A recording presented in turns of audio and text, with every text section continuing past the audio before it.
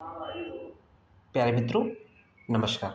आज हम लोग बात करने वाले हैं चरक विमान स्थान के चैप्टर नंबर 8 अर्थात विमान स्थान का अंतिम अध्याय के बारे में बात करेंगे। चैप्टर का नाम है रोग भेषज जीती विमान अध्याय। जैसा कि चैप्टर का नाम है रोग भेषज जीती, रोग अर्थात रोग को जीतने वाला कौन होता है? वैद्य। अर्थात कि रोग की चिकित्सा का अधिकार किसको होता है? वैद्य को होता है।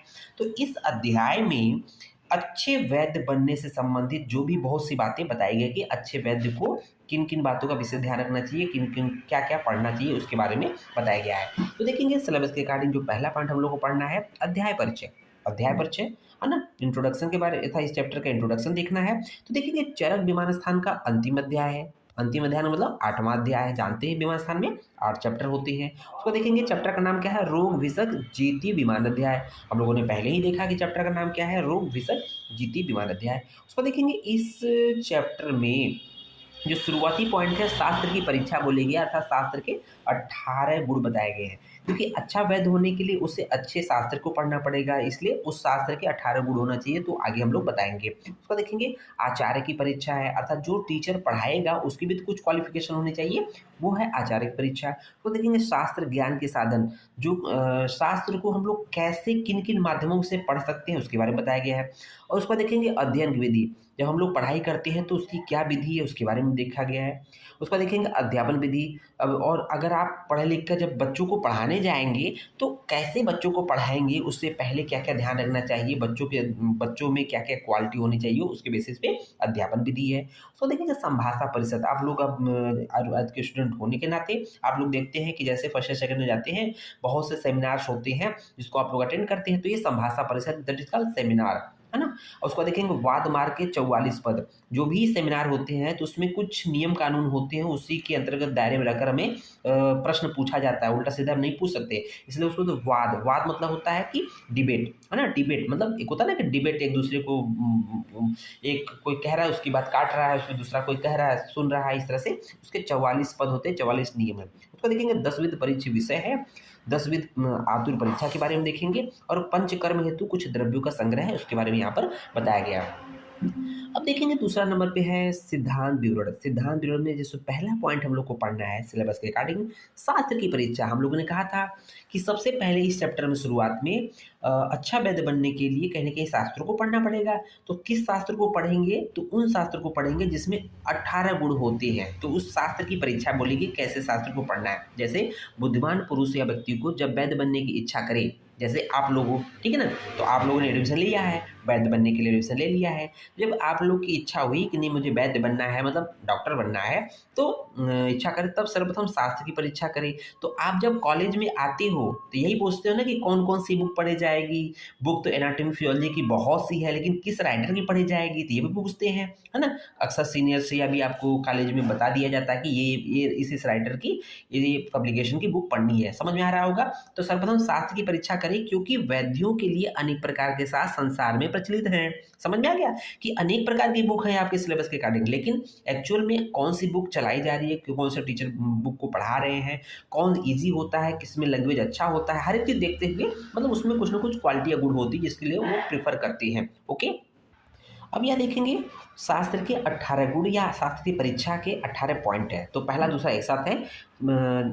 वे शास्त्र बहुत बड़े और यशस्वी और धीर पुरुषों से सेवित अर्थात पढ़ा जाता है। मतलब वो शास्त्र बहुत बड़े लोगों, यशस्वी लोगों से और धीर पुरुषों के द्वारा पढ़ा जाता है, सेवित किया जाता है। ठीक है, विषय बहुल होना चाहिए। कहने का मतलब उसमें विषयों की भरमार होनी चाहिए। ऐसा नहीं कि बहुत कम विषय हो, बहुत कम टॉपिक हो, बहुत ज़्यादा मैटर होना चाहिए। सभी जो भी कन्फ्यूजन है दूर हो जाए। उसको देखेंगे आप्तजनों से पूजित। आप पुरुष जानते हैं कि जो परिश्रमी लोग होते हैं, जो तपस्वी लोग होते हैं, उनके द्वारा पूजा करनी चाहिए, अर्थात वो लोग पढ़ते हो। उसको देखेंगे किसके लिए लाभप्रद हो, उत्तम मध्यम और अल्प बुद्धि वाले। तो यहाँ पर बुद्धि 3 प्रकार बताइए, उत्तम बुद्धि, मध्यम बुद्धि और अल्प बुद्धि। हम लोग भी आयुर्वेद में भी क्या होता है, आप 100 का बैच है, 60 का बैच है, तो देखते होंगे कि यहाँ पर बुद्धि का अलग अलग लेवल होता है ना। तो एक उत्तम बुद्धि का होता है, एक मध्यम बुद्धि होता है, अल्प बुद्धि का होता है। लेकिन बातें ऐसे शास्त्र होने चाहिए, जो ऐसी बुक होनी चाहिए जो सभी बच्चों को समान समझ में आए। ऐसी बुक नहीं होनी चाहिए हार्ड की, जैसे कि केवल जो बहुत तेज बच्चे उसे समझ में आए, मध्यम और अल्प वाले को बिल्कुल समझ में नहीं आए, तो वो शास्त्र ठीक नहीं है। पुनरुक्त दोष से रहित, एक ही बात को बार बार न रिपीट किया जाए, दैट इज कॉल्ड पुनरुक्त, मतलब रिपीट न किया जाए कोई चीज। उसको देखिए ऋषि द्वारा बनाया गया, कोई भी शास्त्र हो ऋषियों द्वारा बनाएगा, कि ऋषि मुनि तो हम लोग के मानव समाज के लिए कल्याण की बात करते हैं, वो जब भी रहेगा तो अच्छा ही होगा, इसलिए ऋषियों द्वारा बनाया गया हो। सम्यक रचित सूत्र, उसमें जो सूत्र हो सम्यक रचित हो, सिस्टमेटिक हो। भाष्य और संग्रह से के क्रम चलने वाला, भाष्य और संग्रह का आपस में क्रम तारतम्य हो। सुंदर अर्थ वाला, जो भी सुंदर हो, क्लियर कट हो, मतलब अच्छा हो। उसको देखेंगे अनौपतित शब्द, अनौपतित शब्द जिसमें ग्राम्य शब्दों का प्रयोग न हो, मतलब उल्टे सीधे शब्द का प्रयोग न हो, ठीक है। जिसके उच्चारण में, नेक्स्ट पॉइंट देखेंगे, जिसके उच्चारण में कष्ट न हो, मतलब आप पढ़ने में आपको कोई तकलीफ न हो, जिसके उच्चारण में कष्ट न हो, ऐसे शब्दों से युक्त हो, है ना, वो शास्त्र हो। नेक्स्ट पॉइंट देखेंगे, विषय का वर्णन अधिक रूप में किए गए प्रकरण क्रम से विषयों को सन्निवेश किया गया हो, ठीक है। उसका देखेंगे अर्थ तत्व को निश्चित करने में प्रधान, भाई जो भी चीजें हैं, जो भी मैटर बताया गया उसका एक निश्चित अर्थ बताया गया हो। नेक्स्ट पॉइंट देखेंगे संगत अर्थ वाला, ठीक है ना। उसका देखेंगे नेक्स्ट पॉइंट है असंकुल, असंकुल प्रकरण, अर्थात जिसमें दूसरे प्रकरण का विषय दूसरे में और दूसरे प्रकरण का विषय दूसरे में न कहा जाए। कहने का मतलब जो प्रकरण चल रहा हो, जो टॉपिक चल रहा है, उसका वहीं पे अर्थ बता दिया जाए। ऐसा नहीं है कि इस जो टॉपिक चल रहा है उसका अर्थ कहीं और बताया जाए और दूसरे जगह पे कोई किसी अन्य का बता दिया जाए। नेक्स्ट पॉइंट देखेंगे शीघ्र अर्थ को बताने में समर्थ, तो मतलब जो भी पॉइंट चल रहा है उसका अर्थ शीघ्र ही पता चल जाए। उसका देखेंगे लक्षण और उदाहरण वाला, भाई जो भी लक्षण साथ ही साथ एग्जाम्पल भी दिया हो तभी तो बच्चों को समझ में आता है ना। विमर्श देखेंगे, जिस बुक का विमर्श अच्छा होता है वो बुक अच्छा माना जाता है, ऐसा हम लोग समझते हैं। उसी शास्त्र को अध्ययन के लिए चुने, मतलब उसी शास्त्र का सिलेक्शन करें। इसके लिए बोला गया है कि जिस प्रकार स्वच्छ सूरज जो होता है अंधकार दूर करता है और विषयों को प्रकाशित करता है, उसी प्रकार से अज्ञान रूपी अंधकार को दूर कर, जो उसी प्रकार जो शास्त्र होता है अज्ञान रूपी अंधकार को दूर करता है और विषयों को प्रकाशित करता है। इसके बाद देखेंगे जो सेकंड पॉइंट देखेंगे, मीन्स ऑफ लर्निंग शास्त्र, अर्थात शास्त्र ज्ञान के साधन। मीन्स ऑफ लर्निंग शास्त्र मीन्स शास्त्र ज्ञान के कौन कौन से साधन है, भाई शास्त्र का ज्ञान कैसे ग्रहण किया जाए, अर्जित किया जाए।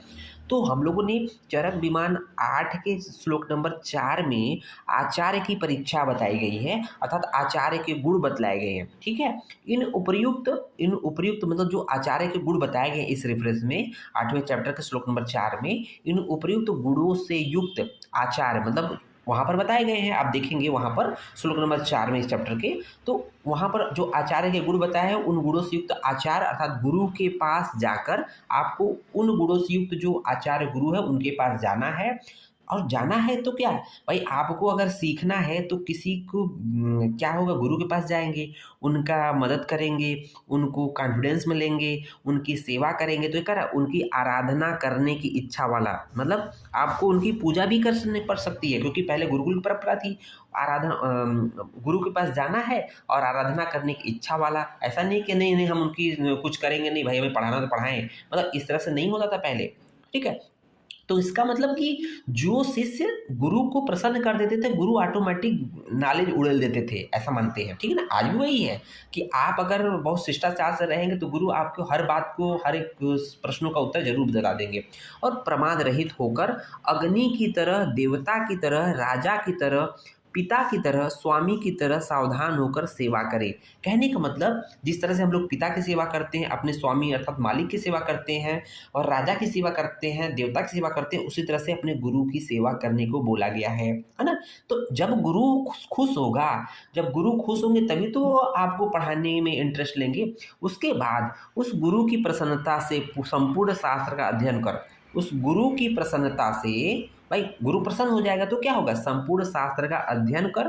शास्त्र के अध्ययन में दृढ़ता और अध्ययन किए हुए विषयों को उचित रूप में प्रतिपादन करने की सुंदरता लाने में, सुंदर अर्थ को समझने में वचन शक्ति अर्थात व्याख्यान के द्वारा दूसरे को समझाने की शक्ति मुझ में हो जाए, इसके लिए बार बार अच्छी प्रकार से प्रयास करना चाहिए। तो ये रेफरेंस है चरक विमान स्थान के चैप्टर नंबर 8 का श्लोक नंबर 5 जरूर देखिएगा।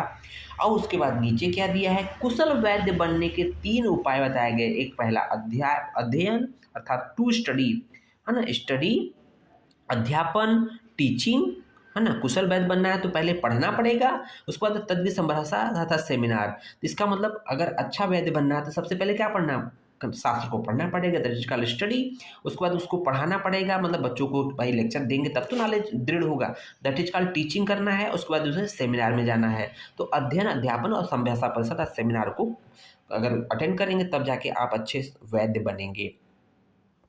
उसको देखेंगे तीसरा पॉइंट जो हम लोग का सिलेबस का है कि अध्ययन एंड अध्यापन विधि, अर्थात अध्ययन विधि और अध्यापन विधि। यहाँ 2 पॉइंट दिए हैं एक साथ, भाई कैसे पढ़ना है, मतलब मेथड ऑफ स्टडी और मेथड ऑफ टीचिंग, है ना। पहले आप शास्त्र को पढ़ेंगे तभी तो पढ़ाएंगे, तो पहले अध्ययन की विधि देख लेते हैं। तो मेथड ऑफ स्टडी क्या है, कैसे है, कल्य अर्थात स्वस्थ रहेंगे, कृत क्षण अर्थात सारे व्यापार को छोड़कर। ऐसा नहीं है कि आप व्यापार भी कर रहे हैं पढ़ाई भी कर रहे हैं, तो उस समय संभव नहीं था। सब कुछ छोड़ छाड़ के स्वस्थ रहेंगे तभी पढ़ना है, ठीक है ना। कल्य मतलब स्वस्थ रहेंगे, और कृत क्षण मतलब सारे व्यापार सारे काम धाम को छोड़कर केवल आयुर्वेद अध्ययन के लिए संकल्प वाले जो छात्र होंगे, प्रातः काल कब पढ़ना है, मतलब अध्ययन की विधि बता रहा है ना, तो कब पढ़ना स्टार्ट करना चाहिए, प्रातः काल बिल्कुल भुररिया में, ठीक है ना, या उपव्यूष काल जिसको बोलते हैं कुछ रात्रि शेष रहे, वही बात है भुररिया, है ना, जिसको हम लोग क्या बोलते हैं, ब्रह्म मुहूर्त की बात करते हैं। तो प्रातः काल या उपव्यूष काल जिसको हम लोग कुछ रात्रि शेष रहे अर्थात ब्रह्म मुहूर्त में जग कर आवश्यक शौच, भाई इस उठने के पश्चात नित्य कर्म करेंगे, ब्रश मंजन करेंगे, फ्रेश होएंगे, तो आवश्यक शौच आदि क्रिया करने के बाद स्नान करेंगे, संध्या आचमन देवता ऋषि गौ ब्राह्मण गुरु वृद्ध सिद्ध और आचार्यों को नमस्कार करके समतल, बैठना कहाँ है, आप तो कुर्सी टेबल मिल गया आप लोग को, नहीं तो वहाँ पर क्या था, गुरुकुल परंपरा थी, समतल पवित्र स्थान में सुखपूर्वक बैठकर, ठीक है,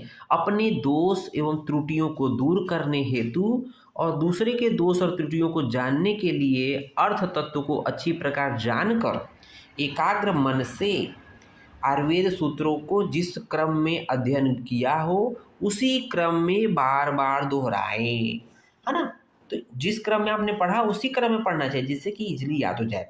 इसी प्रकार, ये तो सुबह की बात हो गई, इसी प्रकार मध्याह्न में अर्थात दोपहर में, अपराह्न में अर्थात सायंकाल में और रात्रि में निरंतर समय को व्यर्थ न बिताते हुए, समय को व्यर्थ न करते हुए, 3 से 4 बार बोला गया है, शास्त्रों का अभ्यास करें, यही अध्ययन की विधि है। तो ये तो हो गया अध्ययन की विधि, ओके। अब देखते हैं अध्यापन की विधि, मतलब मेथड ऑफ टीचिंग। जब आप पढ़ लोगे तो दूसरे को पढ़ाओगे तभी तो आपका नॉलेज सॉलिड होगा, ठीक है। मेथड ऑफ टीचिंग, तो अध्यापन विधि जो है उसमें 2 पॉइंट है। पहला अध्ययनार्थ, अध्ययन अर्थ शिष्य की परीक्षा, भाई जिसको पढ़ाने जाओगे उसके शिष्य की भी तो क्वालिटी होनी चाहिए, गुण होने चाहिए। और दूसरा है अध्यापन का प्रारंभ, बिगिनिंग ऑफ सेशन जिसको बोलते हैं, भाई जब कुछ परीक्षा बच्चे एडमिशन हो जाएगा तभी तो पढ़ाओगे, और बच्चे उन्हीं का एडमिशन होगा लेना है जो योग्य हो। तो यहाँ पे देखेंगे कैसे छात्र स्टूडेंट होना चाहिए जिसको आप पढ़ाने जा रहे हो, तो शांत प्रकृति वाला स्टूडेंट होना चाहिए, छात्र होना चाहिए, आर्य तथा श्रेष्ठ स्वभाव वाला होना चाहिए जो बच्चा है, सीधे नेत्र मतलब नेत्र सीधे ऐचिताने न हो, मुख नासावंश वाला, है ना, जिसके नेत्र मुख नासावंश सीधे हो, मतलब ऐचा ताना न हो, मतलब किसी तरह की कोई व्याधि न हो, धैर्य संपन्न, उसके अंदर धैर्य हो, धीर हो, है ना, अहंकार रहित हो, किसी तरह का अहंकार न हो, वैद्य के कुल में उत्पन्न हुआ, है ना, वैद्य कुल, पहले ऐसा माना था कि जो वैद्य के कुल में उत्पन्न हो वही बच्चा अच्छे से पढ़ सकता है। अविकृत अंग वाला, इसका मतलब कि किसी एबनॉर्मलिटी न हो उसके शरीर में, सभी इंद्रियों से युक्त हो, आँख नाक कान इत्यादि जो भी चीज़ें इंद्रियां हैं वो सब कुछ हो, विश्वास पात्र होना चाहिए, ऐसा नहीं कि मतलब कि छोड़ छाड़ के भाग जाए, सभी साथियों के हित को चाहने वाला हो, लोभ रहित रहे, आलस से रहित हो, इन सभी गुण संपन्न छात्र को आयुर्वेद पढ़ाना चाहिए। ये तो था कि छात्र है जिनको हम लोग पढ़ाना है, अब इन गुणों से युक्त छात्र को हम लोग पढ़ाना है, तो पढ़ाने की विधि कब स्टार्ट करेंगे, तो इसमें देखेंगे अध्यापन का प्रारंभ अर्थात बिगनिंग ऑफ सेशन की बात कर रहा है, कब स्टार्ट करेंगे, उत्तरायण के शुक्ल पक्ष में, उत्तरायण के शुक्ल पक्ष में पुंस्य, किस नक्षत्र की बात कर रहा है, पुंस्य, हस्त, श्रवण, अश्विनी नक्षत्र में मुंडन कराकर, मतलब कि उत्तरायण के शुक्ल पक्ष में है, लेकिन पर्टिकुलर कौन सा नक्षत्र है जिसे मुंडन कराना है बच्चे का, पुंस है, हस्त है, श्रवण है, अश्विनी नक्षत्र, इसमें मुंडन कराना है, बाल हटवा देना है और उसके बाद बच्चों का स्नान करवाना है, उन स्टूडेंट का जो बीएमएस कर रहे हैं या जो भी वैद्य बनना जा रहे हैं। कसाय वस्त्र धारण करना, याद रखिए जो स्टूडेंट हैं उनको कसाय वस्त्र धारण करना है, जो गुरु है उनको श्वेत वस्त्र धारण करना, ध्यान दीजिएगा। समतल पवित्र भूमि पर बैठाना है और वहां पर समतल पवित्र भूमि पर 4 हाथ लंबा 4 हाथ चौड़ी एक हवन हवन कुंड बनाना है, जिसको हम लोग वेदी कहते हैं। 4 हाथ लंबा 4 हाथ चौड़ा एक वेदी बनाना है और उस वेदी में हवन होम करना है। मधु और घृत से 3 बार अग्नि में होम करें इत्यादि क्रिया के पश्चात छात्र को शिक्षा दें। ओके, इसके बाद देखेंगे हम लोग 4th पॉइंट देखेंगे सिलेबस का, संभाषा विधि टाइप्स, अर्थात संभाषा विधि के जो भेद हैं। तो यहाँ देखेंगे अध्ययन अध्यापन विधि के बाद हमने इससे पहले हम लोगों ने अध्ययन विधि अर्थात खुद पढ़ा था और बच्चों को पढ़ाया। अध्ययन और अध्यापन विधि के बाद अब संभाषा विधि की व्याख्या की जाती है। देखेंगे कैसे, वैद्य को वैद्य के साथ ही बातचीत करनी चाहिए, यह है संभाषा विधि है, ठीक है ना। वैद्य को वैद्य के साथ ही बात करना चाहिए, जिस विषय का विद्वान हो, जिस विषय का वैद्य हो, उसे उसी विषय के विद्वान के साथ संभाषा अर्थात वाद विवाद करना चाहिए। ऐसा नहीं है कि दोनों एक दूसरे के नॉलेज से परे हों, अलग अलग हों और किए जा रहे हैं बातचीत, कोई मतलब नहीं निकलेगा। ज्ञान की वृद्धि और आनंददायिका होती है, मतलब यह क्या होता है कि अगर एक विषय पे अगर दोनों लोग नॉलेज अच्छा पकड़ रखे हैं तो अगर बात करेंगे तो ज्ञान की वृद्धि एक दूसरे की होगी और बहुत ही आनंद मिलेगा, ठीक है। उसके बाद बोला गया है कि जो संभाषा विधि होती है 2 प्रकार की होती है, द्विविधा तु खलु तद्विध संभाषा भवति, संधाय संभाषा विग्रह संभाषा च, है ना, ये उसी के आगे बोला गया है। तो देखेंगे संधाय संभाषा क्या होती है और विग्रह संभाषा क्या होती है।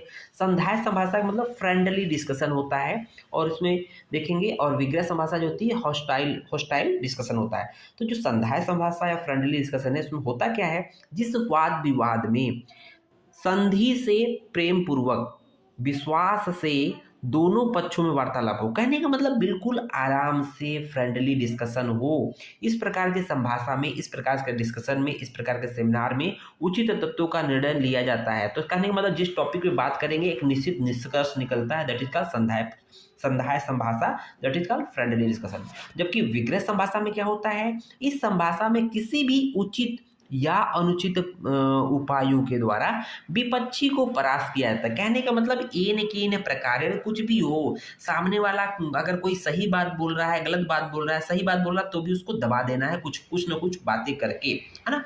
विग्रह मतलब विपरीत ग्रहण, है ना, जो कुछ विपक्षी कहे उसके विपरीत उत्तरों को देकर उसे हराया जाता है। इस संभाषा में अपनी ही बातों को सिद्ध किया जाता है, चाहे वो बात सही हो चाहे गलत हो। तो ये तो बात हो गई संधाय संभाषा और विग्रह संभाषा।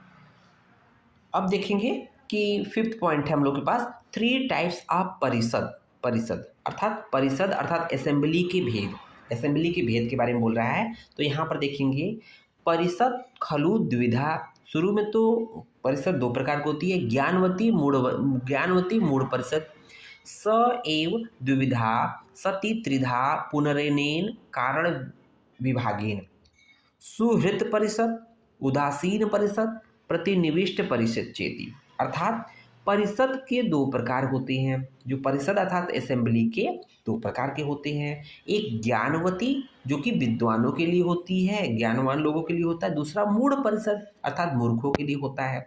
यह सभा आगे बोल रहा है स एव द्विविधा, यह सभा 2 होते हुए भी 3 कारण, आगे जो कारण बताएगा उससे 3 प्रकार की होती है ना। तो कौन कौन से, मित्र परिषद पहले नंबर पे, दूसरे नंबर पे उदासीन परिषद, तीसरे नंबर पे प्रतिनिविष्ट परिषद। प्रतिनिविष्ट मतलब शत्रु परिषद बोलते हैं, ठीक है ना। तो मित्र परिषद, उदासीन परिषद, प्रतिनिविष्ट अर्थात शत्रु परिषद बोलते हैं। तो मोटा मोटा देखेंगे जो परिषद होता है वो पहले 2 प्रकार होता है, ज्ञानवती अर्थात लर्न जिसको लोग जिससे कुछ सीखते हैं, और एक मूढ़ जिसमें बेवकूफ़ी सीखते हैं, उसमें कुछ नहीं मिलता है। और उसके बाद देखेंगे पुनः जो है ज्ञानवती 3 प्रकार की होती है, मूढ़ जो परिषद 3 प्रकार होती है, सुहृद परिषद जिसको फेवरेबल बोलते हैं, उदासीन परिषद इनडिफरेंट बोलते हैं, प्रतिनिविष्ट अनफेवरेबल बोलते हैं। उसी तरह से मूढ़ में भी हो जाएगा सुहृद परिषद, उदासीन परिषद, प्रतिनिविष्ट परिषद। आगे देखते हैं। इस प्रकार कारण के अनुसार 6 परिषदें हुई, पहला ज्ञानवती सुहृद परिसर, तो ध्यान दीजिए ज्ञानवती सुहृद परिसर, ज्ञानवती उदासीन परिसर, ज्ञानवती प्रतिनिविष्ट परिसर, ठीक है ना। दूसरा है मूढ़ सुहृद परिषद, उसी तरह से मूढ़ उदासीन परिषद, मूढ़ प्रतिनिविष्ट परिषद। अब आइए थोड़ा सा इसको क्लियर कर लेते हैं। इनमें जिस परिषद में के परिषद मतलब असेंबली के सभ्य मित्र होंगे, मित्र सभ्य होंगे, वो सुहृद परिसर होगा। ओके, जिस असेंबली के परिषद के सभ्य मित्र होंगे, फ्रेंड होंगे, वो सुहृद परिसर होगा। जिसके सभ्य न मित्र होंगे न शत्रु होंगे, उसे उदासीन परिषद कहेंगे। जिसके सभ्य प्रतिकूल या शत्रु होंगे, उसे प्रतिनिविष्ट या शत्रु परिषद कहेंगे। यदि सभ्य ज्ञान प्रतिभा आदि से संपन्न हो तो उसे ज्ञानवती परिषद कहते हैं। यदि जो सभ्य सभ्य मूर्ख होंगे तो मूढ़ परिषद कहलाता है। इस तरह से ये वाला पार्ट कंप्लीट होता है। अभी कुछ पॉइंट बचे हुए जिसको हम लोग आगे के वीडियो में डिस्कशन करेंगे। उम्मीद है अभी तक का वीडियो समझ में आया होगा। धन्यवाद। जय हिंद, जय विदा।